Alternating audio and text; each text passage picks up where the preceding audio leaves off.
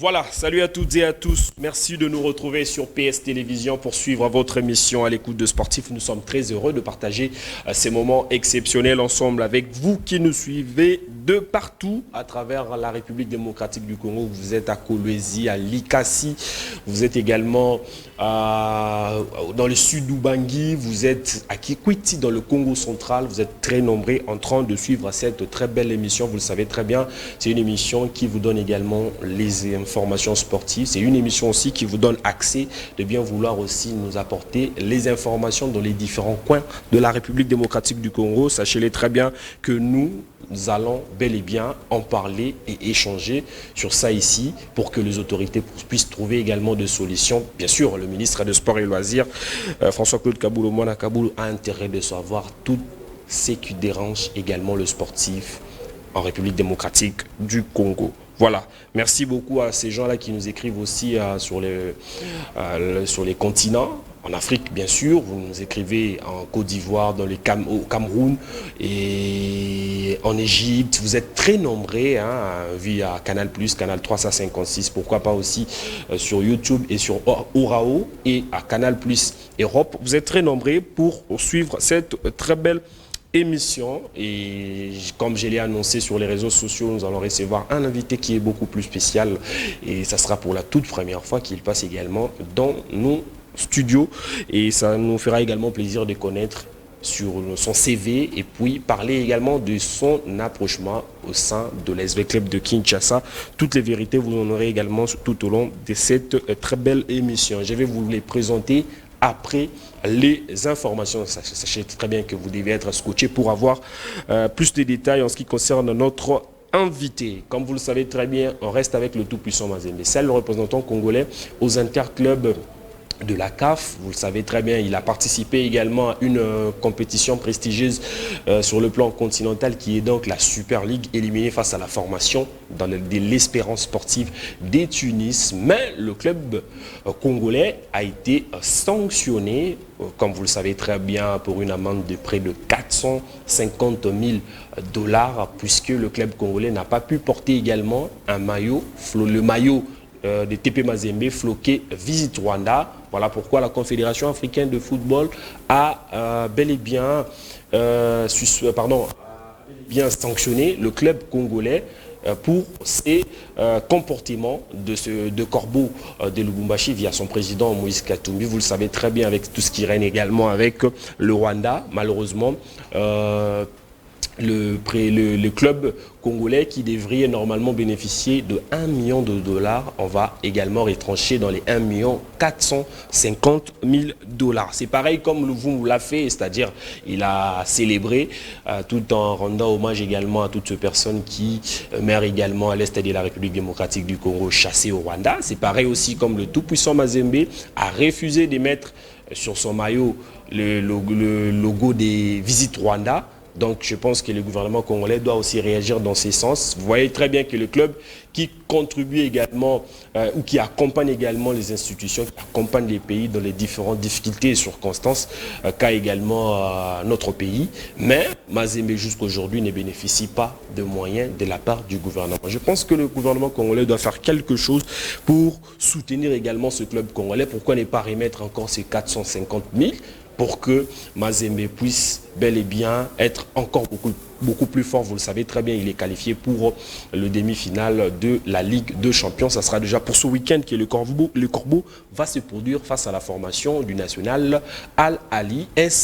Ces sanctions de la CAF va-t-elle peser également sur le mental de Corbeau qui prépare son match face à la formation de Al-Ali? Nous allons donc bel et bien en parler de ça le vendredi. Moi, je pense bien recevoir un invité du tout-puissant Mazembe qui viendra avec la matière pour échanger ensemble avec nous sur ce plateau. Et puis, il y a aussi une très bonne nouvelle, toujours côté tout-puissant Mazembe, mais avec l'ancien capitaine de Corbeau, qui est donc Redford Kalaba, où nous avons de nouvelles beaucoup plus rassurantes après avoir également effectué un accident de circulation du côté de la Zambie. Vous le savez très bien, le joueur a été déclaré avant Il était déclaré également mourant, mais le docteur a pu également faire le nécessaire pour que le joueur puisse revenir à la vie. Je rappelle que c'est les capitaines aussi de la formation de Chipolo Polo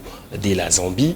Et nous lui souhaitons également un prompt rétablissement par rapport à son accident qu'il a commis. Et puis le joueur encore beaucoup plus fort pour permettre également à tout le corbeau de Lubumbashi de bien vouloir festoyer après cette mauvaise nouvelle qui avait atteint le week-end dernier la formation du tout-puissant Mazembe et puis les amoureux du ballon rond. Nous allons prendre cette fois-ci le président Moïse Katumbi, bien que le message est en Swahili, mais au moins le message va passer pour ceux qui ont une bonne compréhension concernant les Swahili. Il appelle également tous les Congolais de soutenir également le TP Mazembe. Moi, j'avais une suggestion. Pourquoi le président ne fait pas le message en lingala, en français, dans différentes langues, pour que tout le monde puisse écouter? Mais malheureusement, le président fait toujours en Swahili. Mais cette fois-ci, on s'est décidé de bien vouloir vous offrir ça.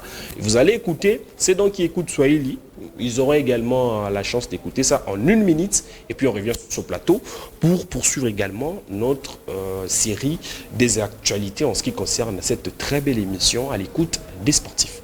Voilà, merci beaucoup à J.C. Mavouba pour ces très belles images. Je pense que nos amis qui sont à Lubumbashi, à Kolwezi, qui sont à Likasi, ont bel et bien compris les messages à l'est de la République démocratique du Congo. Je pense que vous avez compris et bien suivi avec beaucoup de détails le message du président Moïse Katumbi, le chairman, qui demande le soutien de tous les Congolais derrière le tout-puissant Mazembe qui jouera le week-end face à la formation du national Al-Ali de l'Égypte. Ça commence à Lubumbashi et puis ça va se terminer du côté de l'Égypte. Voilà, on va parler cette fois-ci de ce centre léger antivirus qui organise également son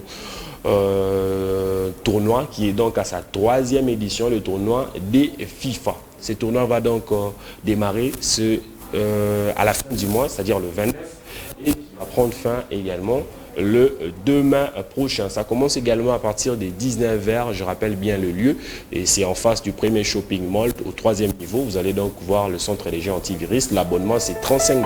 Vous voulez également jouer aux jeux vidéo, participer également à ces tournois de jeux vidéo. Venez donc nombreux ou écrivez-nous à travers ce numéro. Pourquoi pas aussi partez sur les réseaux sociaux, Facebook, Instagram, TikTok. Vous allez donc bel et bien avoir des informations précises en ce qui concerne également votre centre de jeu. Mais je rappelle que ce centre léger donne l'opportunité à tous les jeunes de bien vouloir jouer et se régaler avec beaucoup d'intérêt, comme vous êtes en train de voir déjà dans les images. C'est antivirus, vous tapez sur Facebook, sur Instagram, sur TikTok, vous allez avoir toutes les informations. Et puis, vous allez participer également dans ce tournoi. 35 $, vous allez vous inscrire. Les premiers vont gagner également un peu à 5. Vous allez donc vous entraîner à tout moment à la maison parce que le tournoi c'est mensuel. Vous allez participer, assister dans ce tournoi. Voilà. Merci beaucoup à JC. Là, on va prendre également les anciens de l'AS Bantou qui nous ont également envoyé leur message qui réclament également la gestion de ce club chéri, de leur club chéri qui est jusqu'à là en difficulté, avec beaucoup de difficultés, mais on va prendre également un de leurs porte-parole qui nous a bel et bien envoyé ces messages ou leurs messages parce qu'ils étaient également en communauté et puis nous allons comme ça nous retrouver juste après pour poursuivre également notre très belle série d'actualités. Pour être franc, il n'y a pas une structure, mais la structure aujourd'hui, c'est tous les anciens joueurs de AS Bantou. C'est ça la structure. Donc, on n'a pas de président. Hein? On n'a pas de comité. Nous tous, si nous voulons décider, on s'est entendu, on décide sur l'Assemblée. Donc, pour le moment, peut-être ça va venir après, je ne sais pas. Mais pour le moment, on est ensemble, tous sur le même pied d'égalité. En écho, parce que nous, on a laissé AS Bantou high level, comme on dit en anglais. Mais aujourd'hui, c'est rien. Vous connaissez, vous êtes journaliste, vous connaissez. Oui. Mais nous, on voulait seulement un peu, par rapport à notre expertise, rehausser un peu et relever aussi ce niveau. Je voulais demander à tous les anciens joueurs de AS Bantou, quel que soit là où ils sont, qui nous rejoignent. Et puis je voulais aussi faire appel à tous les anciens dirigeants de AS Bantou, hein, qui nous contactent pour qui connaissent notre idée, c'est quoi. Hein? Parce que AS Bantou, il a fait la pluie et le beau temps. Mais ça ne peut pas être disparu comme ça. Demandez aux fanatiques, nous sommes là, on est en train de faire pour tous les moyens pour que l'équipe soit un peu élevée. Aujourd'hui, on a appelé même ceux qui sont venus après nous. Mais avec le retard, ils ne sont pas encore là. Ils nous disent qu'ils sont en retard. Parce que nous, on a appelé même ceux qui sont après nous. Mais l'histoire, c'est l'histoire. L'histoire, c'est l'histoire. L'histoire, c'est l'histoire. Ça, c'est l'histoire. Nous, c'est l'histoire. Nous, c'est l'histoire. Mais notre histoire, on ne voulait pas le bloquer dans un rayon. Nous voulons élargir ça. On appelle tous les anciens joueurs, même tous les anciens dirigeants, pour que AS Bantou se relève. Atterrissage, capitaine.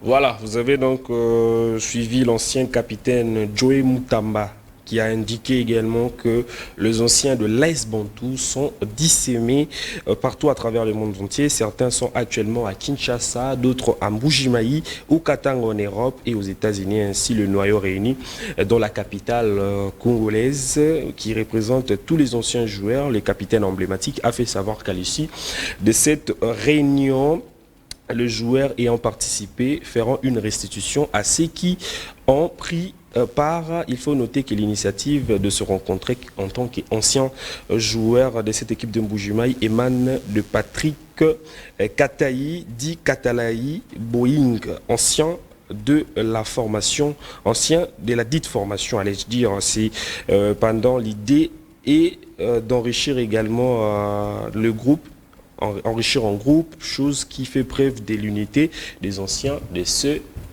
très belle formation de la République démocratique du Congo. On reste également en football pour parler également de la formation du tout-puissant Lion de la territoire de Arou et sacré champion d'Elituri pour la saison sportive 2023-2024. Cette équipe a remporté cette victoire de 2-1 devant l'Union sportive Equila de la territoire de Mangui hier au stade de la réconciliation des Koudia à Bounia. 2 médailles de mérite et de coupe remis aux deux finalistes qui représenteront également Ituri au championnat de la Ligue de football de la grande province orientale démembrée à Isiro. On suit également les détails avec notre correspondant Olivier Baïmouka.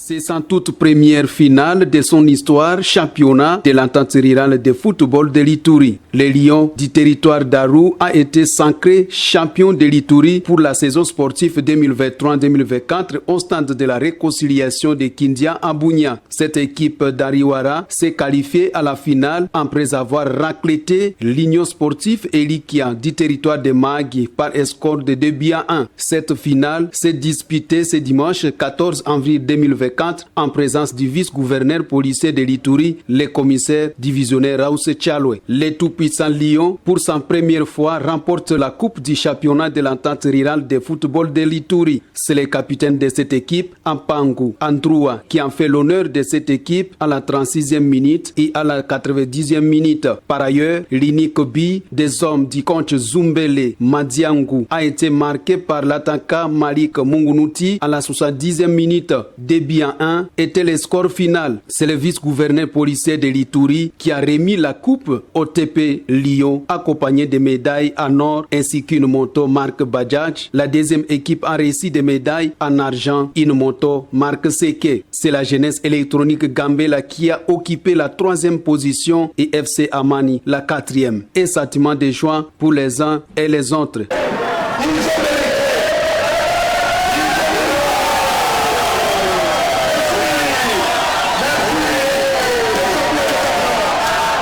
Signalons que ce sont ces deux équipes finalistes qui iront représenter l'Ituri au championnat de la Ligue de football de la grande province orientale démembrée à Isiro. Voilà, merci beaucoup Agissé Mavouba pour ces belles images. Merci à notre correspondant du côté des Litouri, M. Olivier, qui fait un grand travail. Nous travaillons en collaboration avec lui concernant les actualités ou les informations sportives de ce coin. Et je salue également toutes les personnes qui nous sont en ligne pour suivre cette très belle émission, puisque nous sommes aussi sur YouTube. Précisément, vous qui nous suivez à Ituri, merci également de votre implication. On va donc clôturer avec les informations avant de prendre également notre invité ou les guests de cette émission avec la Lipro-Am, précisément le MMA qui est donc le art martiaux mixte. Vous le savez très bien, le 30 juin, la Ligue professionnelle des MMA va donc organiser des combats à Kinshasa, capitale de la République démocratique du Congo. Nous allons prendre également ces messages et puis nous allons nous retrouver juste après pour prendre également notre invité et continuer et entrer dans la matière de cette émission. Voilà, les combats sont donc signés Monsieur Martel, Cédric Martel Kabea, qui est donc le président de cette Ligue professionnelle de la République démocratique du Congo, et cette fédération est bel et bien gérée par Monsieur Baïgan Bombomba, qui travaille d'arrache-pied pour que cette discipline puisse avoir une place ici en République démocratique du Congo. Comme annoncé dans les différents réseaux sociaux et dans les débuts de cette émission, nous recevons également Monsieur Willy Ndangi. Il va se présenter et vous allez lui connaître tout au long de cette émission. Monsieur Willy, bonjour et bienvenue. Merci, bonjour Jérémy Yankole. Je suis content d'être là aujourd'hui depuis qu'on se connaît, ça Bien fait sûr. vraiment longtemps. Aujourd'hui j'ai eu l'occasion de me retrouver dans votre studio, donc j'espère que tout le monde va être content et puis les téléspectateurs qui vont nous suivre aussi. Voilà, merci beaucoup. Je rappelle déjà à tous les gens, c'est les papas de Djaneli Mboula, qui est donc l'international congolais de la République démocratique du Congo. Déjà, ça vous fait comment de voir votre fils jouer pour la République démocratique du Congo, lui qui est né en France, il a grandi en France, il a passé la moitié de sa vie en France. Comme ça, laissez facilement votre fils jouer pour la RDC. Déjà en tant que parent, vous êtes né au Congo, comment vous vous sentez? Déjà, je rectifie, Djaneli Mboula est né en Belgique. En Belgique, pardon. Il est né en Belgique, après il est venu à Paris à l'âge de 3-4 jours. Voilà, là c'est un peu longtemps pour dire qu'il a choisi la République démocratique du Congo. C'est après avoir caracolé toutes les catégories des jeunes de l'équipe de France. Voilà. Après, vous savez, là-bas en France, il y a la concurrence. Pour ne pas, moi, je travaille dans le football. Hein. Bien sûr. Je ne suis pas fanatique de quoi que ce soit. Je parle cash. Et à la concurrence, et puis il y a des intérêts aussi. Il y a les intérêts aussi. Les intérêts font que on peut aller accepter d'aller jouer dans une autre nationalité sportive, parce que c'est la réglementation FIFA qui nous autorise ça. Après, il a été approché par la sélection à l'époque de Ibenge. Et puis, bon, les démarches qu'on a pu faire, on a loupé d'un iota, on a loupé je crois d'un jour où pour enregistrer son nom pour la CAN 2019. 2000 avant, c'était 2018. Non, avant. La CAN en 2019. Non, en Égypte. En Égypte, bien sûr, en 2019. En 2019, parce qu'il a joué. Bien sûr. Il a joué. Avant ça, il a loupé pour aller au tournoi final. Voilà. Et puis après, en 2019, il a été. C'était bon. Il est venu. Il a fait que 2 matchs. Après, bon. Pourquoi ça, il ne vient plus, bon, ça change un peu. Hein. Déjà, le choix de jouer pour la République démocratique du Congo, c'était facile pour vous en tant que parent? Comment vous avez pu faire ou échanger avec votre fils pour qu'il puisse jouer avec la RDC? C'est un choix personnel à lui, il s'est décidé, il dit que non, je joue pour la RDC, ou soit c'est à travers vous qu'on a eu quand même à convaincre le jeune pour jouer également avec la RDC? Si j'ai une bonne mémoire, moi je travaille dans le football depuis... ça va faire depuis 2004-2005. Quand j'étais à l'université, chaque élève, entre guillemets, ramenait un projet. Moi, j'avais ramené un projet dans le genre comme je voyais chez les Ghanéens qui recrutaient. Et à cette époque-là, il y avait des Ayou et des Jordan, tout ça là. Et puis moi, je ne peux pas cacher. Hein. Moi, j'avais introduit ma demande à la fédération de réunir et de gérer nos jeunes talents à l'âge de 13, 14, 15 ans pour leur mettre déjà puce à oreille qu'il y a une sélection congolaise de leurs parents en vie. Mais le président de l'époque, pour ne pas aller citer son nom, tout le monde le connaît, Bien sûr. avait refusé ma demande.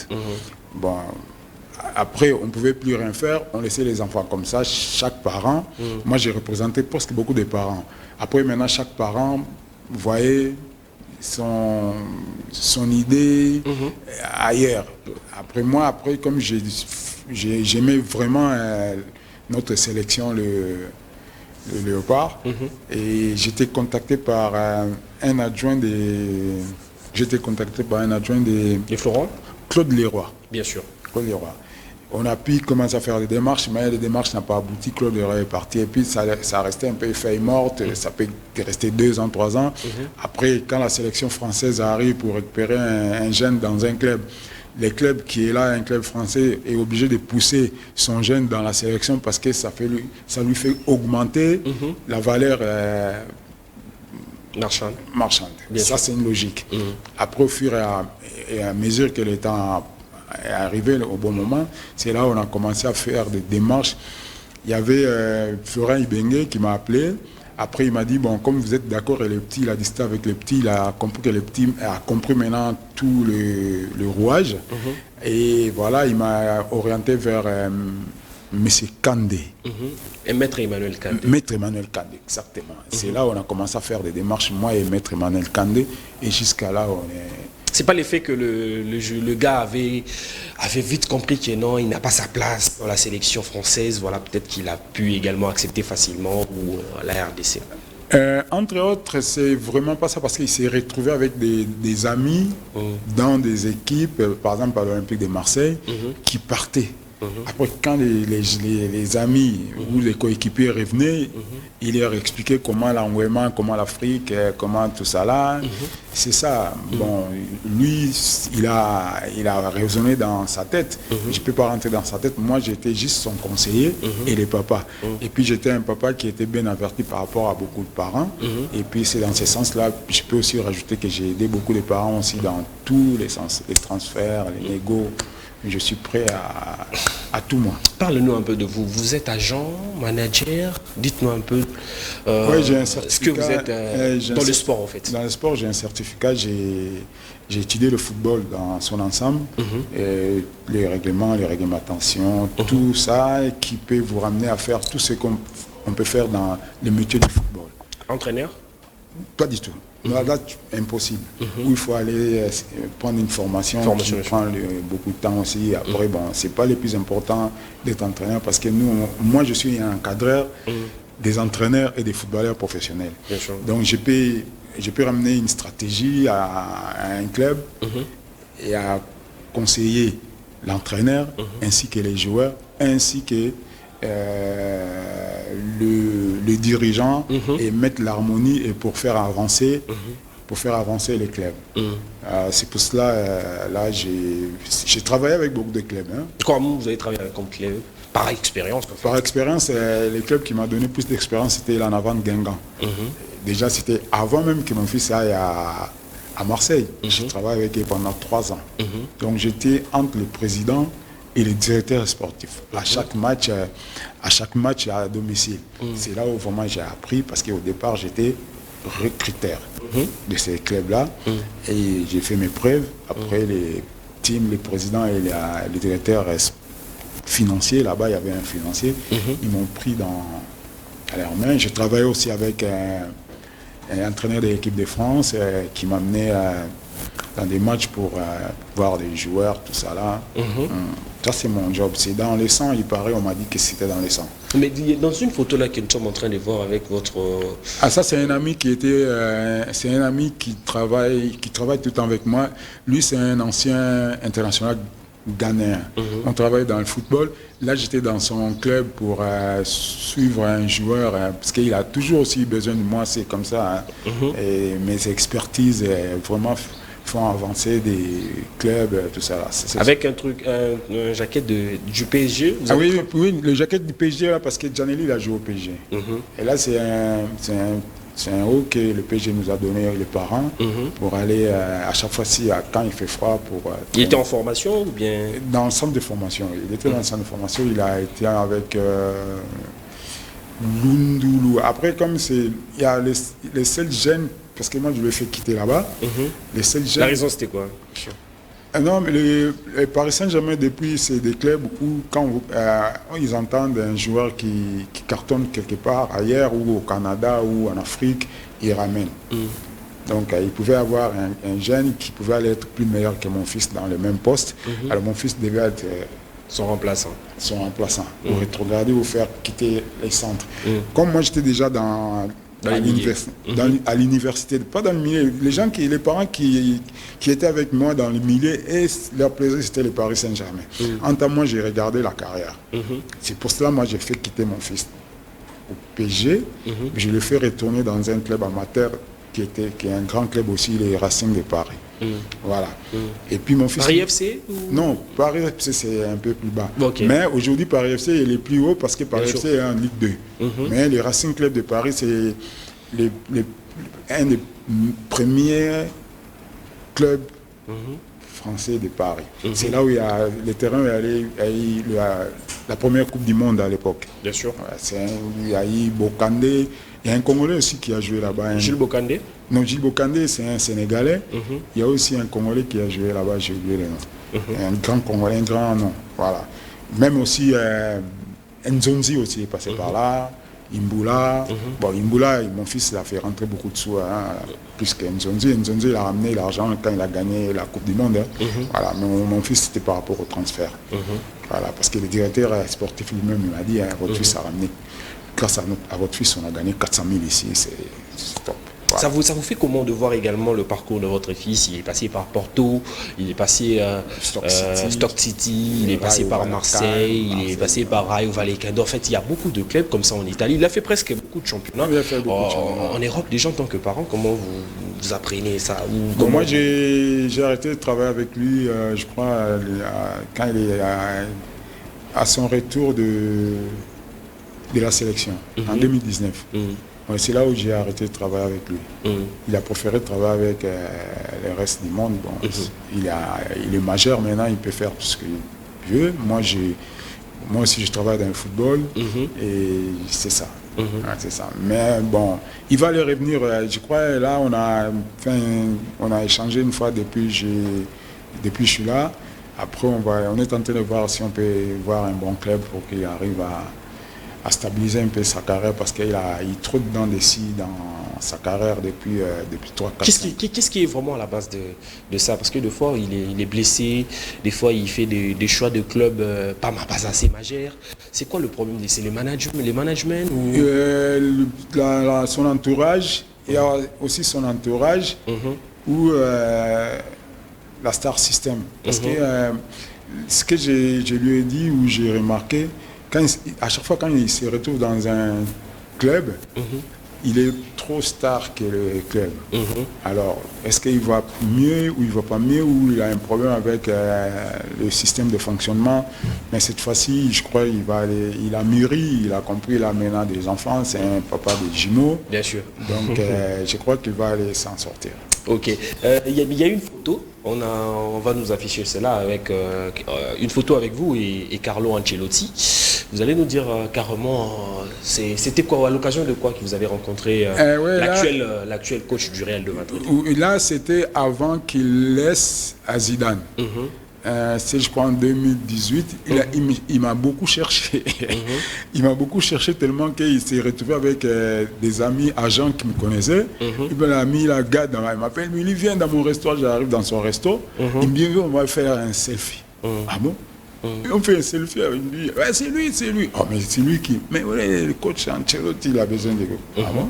Pourquoi? Ouais. Après, on est parti, il m'a reçu. on a parlé plus de mon fils parce qu'il avait besoin de Gianelli. Il avait besoin de Gianelli. Il a dit, bon, Gianelli, il m'a dit, cache que moi je vais aller arrêter, Zidane va me remplacer. Je vais aller au Canada me faire faire une opération de poumon, de cancer, parce qu'il était hyper fumeur. Alors, je vais me reposer 1 an après. Après, quand je vais revenir, si les petits progressent, je vais toujours avoir besoin de vous et de votre fils. Ok. Mais quand il est revenu... Quand il est revenu, le malheur... Il n'y a pas eu de contact, oui. Non, oui, on s'est vu une fois à Lecce. Quand Imbula jouait à Lecce, lui a entraîné Naples. À la fin du match, j'étais avec Malou. Bien sûr. Voilà, j'étais avec Malou. Et puis on s'est dit, voilà, les coachs. Il s'est rappelé de moi, il me dit, mais les petits, j'arrive pas à comprendre comment ils se retrouvent à Lecce. Maintenant, il devait aller avoir... C'était bon, Lecce c'est pas mal, mais il pouvait aller un peu plus haut, même à Naples ici. Voilà. Bon, voilà. Mais et puis je lui ai même posé la question au coach. On a fait des photos. Un jour, je peux poster. Il me dit, mais si on fait des photos comme ça, pour poster, pour faire du buzz. Mais alors, parle-nous un peu de votre rapprochement avec l'SVK de Kinshasa. C'est à tout moment qu'on voit également dans les entraînements. Vous êtes là aussi dans les différents rencontres. Dites-nous un peu ces rapprochements parce que ça fait un peu dans la presse, ça fait vraiment de bruit. Oui, il y a le V-Club actuel, le président Amadou Diaby, comme tout le monde sait, va faire un nouveau V-Club, un V-Club avec des professionnels. Alors, par mon manager, parce que je fais aussi de la musique, par mon manager, c'est vraiment un grand ami du président Amadou Diaby. Bien sûr. Après, quand ils ont discuté à Paris que voilà, je suis président de V-Club, et puis mon manager lui a dit, mais je manage un monsieur qui est aussi hyper top dans le football. Alors, actuellement, il est à Kinshasa. Si vous avez le temps, vous pouvez le voir. Et puis le président Amadou Diaby, comme c'était à l'époque de la CAN, il était encore à la CAN. Quand il est arrivé à Kin, après un jour j'ai eu un message, ouais, monsieur Amadou Diaby veut vous voir pour discuter un peu de tout. C'était un message, Amadou Diaby c'est quelqu'un qui reçoit 40-50 personnes par jour. Donc bien sûr, c'est un type hyper occupé. C'est bien occupé, il faut encore 1 heure pour que les monts tournent pendant 25 heures pour lui passer. Bien sûr. Voilà. Et il m'a reçu, j'ai à table avec 2-3 jeunes. On a eu 30 minutes, on a beau parler. Après, il m'a dit, oui, ça tombe bien, je crois qu'on va aller faire quelque chose ensemble. Il m'a demandé mon CV, j'ai envoyé mon CV vers M. Alioune Ndiaye et lui-même à mon Diaby. Et puis, ils m'ont reçu 3-4 jours après pour me présenter le coach Abès, tu connais un peu quand il joue aussi en France. On a discuté, on a parlé, on lui a expliqué que M. Hilaire, Willindang, le papa de Gianelli Mbula, va travailler avec nous. Et puis, il va nous ramener la stratégie, tout ça là. C'est un encadreur des entraîneurs et des footballeurs pro. Voilà. Et puis, le président m'a donné le feu vert de commencer à côtoyer les clubs, faire mes observations, c'est ce que j'ai fait. Et puis, bon, jusqu'à là, j'attends quel contrat. Voilà. Et peut-être, puisque nous sommes complètement arrivés à la fin déjà, la toute dernière question, comment vous voyez cette équipe de l'AS V-Club de Kinshasa en un mot? Le V-Club d'aujourd'hui. Le V-Club d'aujourd'hui. Est-ce que comment vous voyez cette équipe de V-Club et vous pensez que V-Club peut-il continuer avec cet effectif ou soit il doit normalement renforcer cet effectif pour la saison au regard des ambitions du président? Non, pour le V-Club futur, c'est pas cet effectif. Mais maintenant, avec cet effectif, on est obligé de booster cet effectif, de prendre au moins une 2e ou 3e place. Parce que moi, on s'est déjà vu dans les gradins. Bien sûr, mais c'est mon métier. Moi, quand je vais au stade, je ne vais pas dans le tribune où il y a des fauteuils en cuir. Je ne connais pas V-Club. Voilà. Pour connaître V-Club, il faut côtoyer les anciens, les grands publics de V-Club pour écouter, comprendre. Des fois, j'y vais même dans des bases, suivre des matchs. À la télé, comme ça, j'écoute le vrai V-Club. Bien pour savoir qu'est-ce qu'il faut faire avec les futurs clubs. Voilà. Alors, tout le monde veut que ce V-Club là, qui va jouer cet après-midi, joue la compétition prochaine de la CAF. La CAF, bien sûr. Voilà. Mais c'est avec ces joueurs-là qu'il faut faire un effort. Voilà, merci beaucoup, monsieur Willy Ndangui. Nous sommes complètement arrivés à la fin de cette émission. On a quand même épuisé beaucoup de minutes, mais je pense que justement, quand vous allez aussi signer votre contrat, parce que vu votre CV, le parcours que vous avez, ce que vous avez pu faire également dans le football, démontre que vous méritez également un club où votre expertise et demande à ce que des équipes comme des clubs comme ça, qu'on puisse avoir quelqu'un qui sait l'environnement du football et aider également ces clubs à se professionnaliser. Merci beaucoup de votre présence. C'est moi qui vous remercie d'avoir pris le temps de m'inviter. J'espère que les gens qui ont suivi cette émission seront à l'unanimité de ce qu'on a parlé. Merci beaucoup. On se retrouve très prochainement. D'ici là, apportez-vous bien et à très bientôt.